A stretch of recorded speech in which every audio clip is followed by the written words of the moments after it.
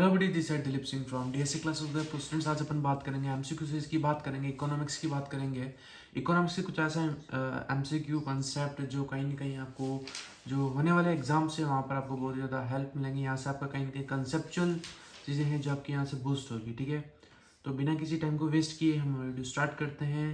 MCQ series से आपको DSC class Udaipur का जो प्लेटफॉर्म है वहाँ पर आपको पूरी प्लेलिस्ट गिवन है। उस प्लेलिस्ट में जाकर आप सारे एमसीक्यूज चेक कर सकते हो। इससे पहले एक वीडियो आ चुकी है, अपलोडेड है एमसीक्यू सीरीज की। उन क्वेश्चंस को आप प्रैक्टिस करना, और कुछ भी डाउट हो तो हमारा जो व्हाट्सअप नंबर है उन व्हाट्सअप नंबर पर आप हमसे कनेक्ट हो सकते हैं, और जो भी आपको पर्टिकुलर डाउट है वो भी आप हमसे पूछ सकते हो।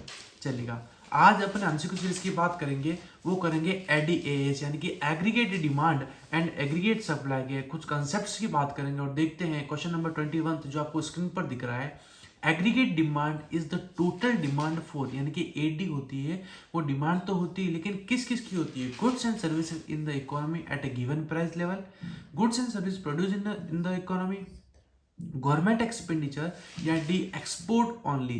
तो बच्चों यहाँ पर जो करेक्ट और अप्रोप्रिएट आंसर होगा वो कौन सा होगा? वो होगा 21 का, यानी कि aggregate demand AD is the total demand for. ठीक है, क्या होता है टोटल डिमांड फॉर? तो टोटल डिमांड किसकी होती है? Goods and services in the economy at a given price level, एक पर्टिकुलर प्राइस लेवल पर जो इकोनॉमी के अंदर से जितने भी गुड्स एंड सर्विसेज प्रोड्यूस होते हैं उसके क्या बोला जाता है? उसको एडी बोला जाता है। यानी 21 का अप्रोप्रिएट आंसर क्या हो गया? ए। अब बात करते हैं 22 क्वेश्चंस की। किसकी? 22 क्वेश्चन की। Which of the following is the factor which shift the aggregate AD curve to the right, यानी कि एडी को जो शिफ्ट कब करता है? जब increase in the government spending, यानी कि गवर्नमेंट की जब स्पेंडिंग ज्यादा होगी तब एडी क्या होगा? राइटवर्ड शिफ्ट होगा कि नहीं होगा? सर बिल्कुल होगा।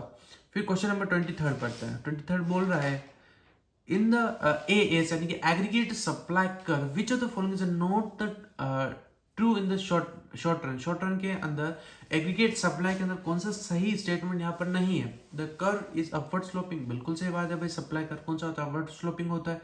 The level of output can be increases as price level increase, भाई प्राइस बढ़े कहेंगे लेवल ऑफ आउटपुट बढ़ेगा। सर बिल्कुल सही बात है, सी पॉइंट बढ़ते। It is the vertical and it is the potential output level, ये थोड़ा सही नहीं लग रहा है। और लास्ट पढ़ते हैं, it reflect the relationship between output and the price in the short run, बिल्कुल सही बात है। तो बच्चों यहाँ पर जो अप्रोप्रिएट आंसर होगा 23rd क्वेश्चन का वो हो जाएगा ऑप्शन नंबर सी। कौन सा हो जाएगा बच्चों? Option number C. फिर बात करते हैं in the long run the AS curve is, long run में बच्चों ध्यान रखना एग्रीगेट सप्लाई का जो कर्व होता है वो होता है वर्टिकल होता है। कौन सा होता है बच्चों? वर्टिकल। क्वेश्चन आता है कि एग्रीगेट सप्लाई का लॉन्ग रन के अंदर किस टाइप का कर्व होता है? तो वो होता है वर्टिकल। कौन सा होता है? वर्टिकल होता है। कौन सा होता है? वर्टिकल होता है।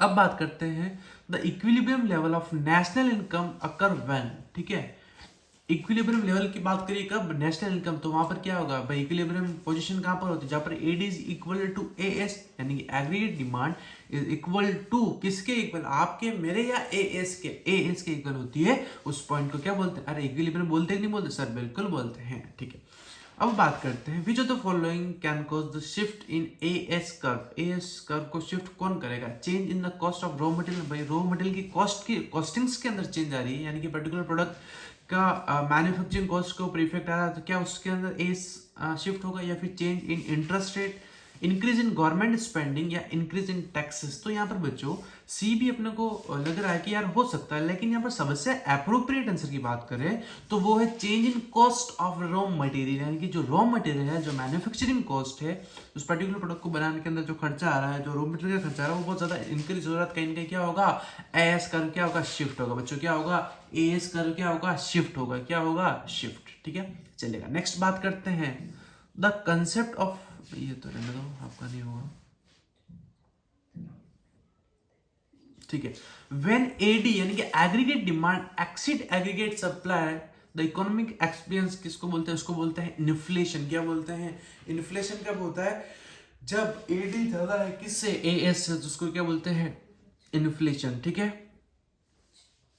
ठीक है, ठीक है, चलेगा। आगे बात करते हैं।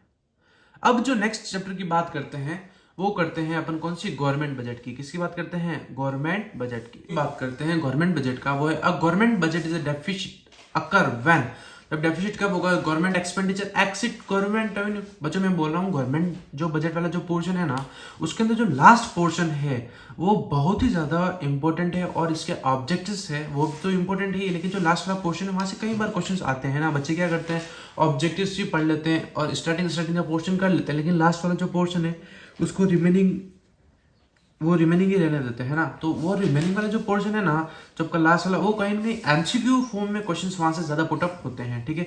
अभी जो गवर्नमेंट इसी ईयर से गवर्नमेंट ने बोला था कि जो हाफ ईयर्लीज के एग्जाम्स होंगे वो गवर्नमेंट के ही पेपर आएंगे हर एक स्कूल्स में आरबीसी लेवल पर।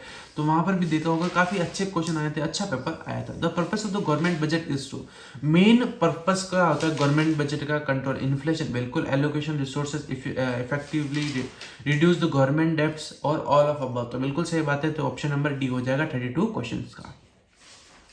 फिर बात करते हैं the difference between total government receipt and total government expenditure is known as, उसको बोला जाता है बजट डेफिसिट। क्या बोला जाता है, बजट डेफिसिट क्या होता है, बजट सरप्लस क्या होता है, रेवेन्यू डेफिसिट क्या होता है, फिस्कल डेफिसिट क्या होता है, इनके फॉर्मूलाज, इनके रिलेशंस, वो आपको बहुत ही अच्छे तरीके से आना चाहिए, ठीक है। फिर गवर्नमेंट बजट सरप्लस अकर, ठीक है। अब सरप्लस कब होगा भाई, तो सर सरप्लस कब होगा, तो सरप्लस होगा जब आपके एक्सपेंडिचर ज्यादा होंगे, किससे, रिसिप्ट से, या फिर रिसिप्ट से ज्यादा है किससे, एक्सपेंडिचर। तो सीधी सी बात है, जब रिसिप्ट ज्यादा है और एक्सपेंडिचर कम होंगे तब तो आपकी क्या होगा, सरप्लस होगा, ठीक है। The government budget is a tool to influence, ठीक है। वो क्या होता है, वही inflation and unemployment, aggregate demand, national income, economic growth, investment, या फिर ऑल ऑफ अबव। तो डी हो जाएगा ऑल ऑफ अबव। बच्चों मोस्टली ध्यान रखना कि जिन एमसीक्यू का, जिन पोर्शंस का answer D all of above होता है, तो मोस्ट प्रोबेबिलिटी, मोस्ट चांसेस होता है कि उसका आंसर ऑप्शन नंबर 4 ही होता है, ठीक है। जो कुछ नहीं आ रहा है तो पेपर में लीव नहीं करना है आपको, सबसे पहले तो कंसेप्ट लगाना ही है। वहां पर कुछ भी नहीं आ रहा है कि भाई इस क्वेश्चन में क्या करना है, अगर जिसका ऑप्शन ऑल ऑफ अबव है तो मोस्ट प्रोबेबिलिटी, ठीक है, 95% चांसेस रहता है कि उस पर्टिकुलर क्वेश्चन का 12th लेवल पर उसका आंसर डी ही होता है, ऑल ऑफ अबव है तो। नेक्स्ट बात करते हैं डिमांड एंड सप्लाई की बात करते हैं। The law of demand state that, भाई लॉ ऑफ डिमांड क्या बोलता है, price and demand are directly related, price and demand are inversely related, demand is a constant या supply is directly related to demand. तो law of demand बोलता है कि जब जब मार्केट के अंदर प्राइस बढ़ेगी तब तब डिमांड कम, और तब तब डिमांड ज्यादा तब तब प्राइस कम। तो उस हिसाब से जो अपना स्टेटमेंट है, तो ऑप्शन नंबर बी क्या है, सुटेबल है, यानी कि price and demand are inversely related. क्या है, इनवर्स रिलेटेड है या फिर इनवर्स रिलेशनशिप है, ठीक है। A shift to the right of the demand curve indicates, यानी कि डिमांड कर्व के अंदर राइटवर्ड शिफ्ट हो रहा है तो क्या इंडिकेट कर रहा है, इंक्रीज इन डिमांड या डिक्रीज इन डिमांड। तो सीधी सी बात है, ये कर रहा है आपका इंक्रीज इन डिमांड। क्या कर रहा है बच्चों, इंक्रीज इन डिमांड।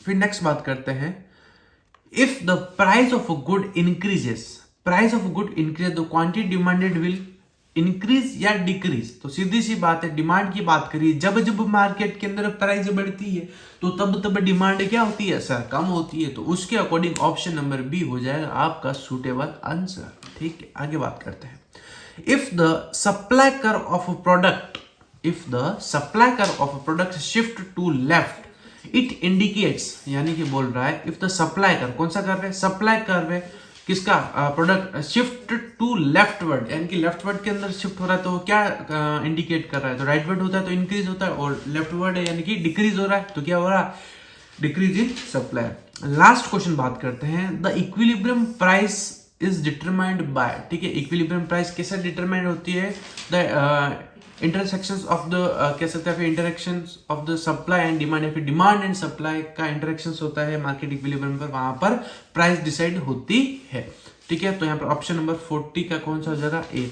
तो आज की इस छोटी सी वीडियो के जरिए आज अपन ने एडीएएस के कुछ क्वेश्चंस देखे हैं, एमसीक्यू कॉन्सेप्ट्स देखे हैं, उसके बाद में गवर्नमेंट बजट का जो पोर्शंस थे उसके क्वेश्चंस देखे, then after demand and supply कुछ एमसीक्यू क्वेश्चंस देखे, ठीक है।